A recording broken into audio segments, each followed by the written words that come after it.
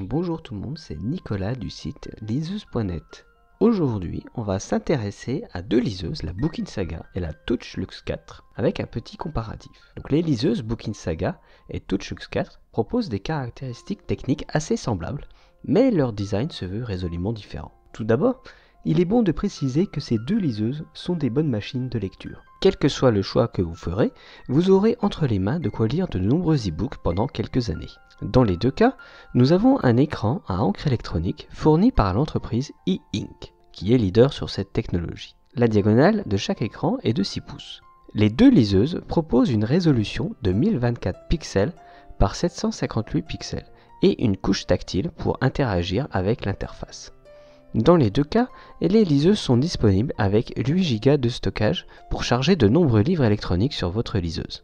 La liseuse TouchLux 4 propose quelque chose en plus, un port pour carte micro SD d'une capacité allant jusqu'à 32 Go. Enfin, on retrouve un système d'éclairage sur la Bookin Saga et la TouchLux 4. Ce système d'éclairage est néanmoins différent sur chaque liseuse. En effet, poussée à son maximum, la luminosité sera plus importante sur la Bookin Saga. Le design des deux liseuses s'avère très différent. Tout d'abord, si on retrouve des boutons pour tourner les pages et accéder au menu sur les deux liseuses, Bookin a fait le choix de placer un bouton sur le côté pour contrôler la luminosité. La liseuse TouchLux 4, conçue par Pocketbook et distribuée par TEA, propose quant à elle un bouton pour accéder aux options de lecture. Les boutons sont placés sur les côtés de l'écran, sur la Bookin Saga, alors qu'on les retrouve en bas de l'écran sur la TouchLux 4. Comme vous pouvez le constater, la Bookin Saga est totalement intégrée dans une housse de protection, ce qui procure à la liseuse un design original, mais plus lourd et plus épais. La liseuse TouchLux 4 est dépourvue de protection. Il faudra acheter une housse supplémentaire ou se tourner vers le pack TouchLux 4 plus housse actuellement disponible en vente. Personnellement, j'ai une préférence pour la Bookin Saga qui semble plus robuste et propose une intégration totale de la housse et de la liseuse. Néanmoins, la TouchLux 4 est plus légère, même dotée d'une housse de protection. Les logiciels de lecture, de gestion de la bibliothèque et de la librairie sont différents.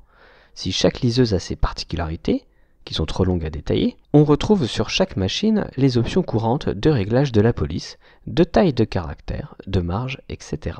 On remarque que l'interface de la Bookin Saga semble datée en 2019 avec des menus dépouillés. On peut dire que l'interface est moins belle, mais cela la rend sans doute plus simple à utiliser.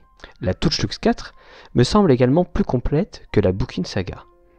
Il y a des fonctionnalités en plus et elle propose des petites applications. Je vous renvoie au test de la liseuse pour avoir des détails.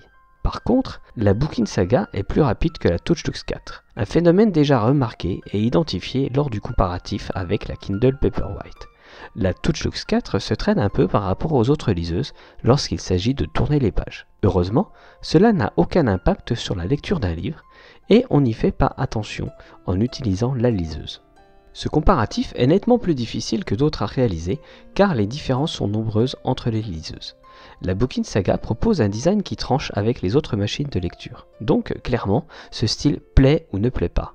De plus, si la liseuse TouchLux 4 est plus complète, la Bookin Saga propose une interface plus rapide et plus simple. Elle a également l'avantage d'intégrer une housse de protection. Si la Bookin Saga m'avait impressionné lors de sa sortie, elle semble un peu moins convaincante aujourd'hui. Mais les deux liseuses sont excellentes, et je vais donc les déclarer ex aequo. Je vous remercie d'avoir suivi cette vidéo et je vous invite à vous abonner à la chaîne et à mettre un petit pouce bleu. Vous trouverez également des liens complémentaires dans la description. À bientôt!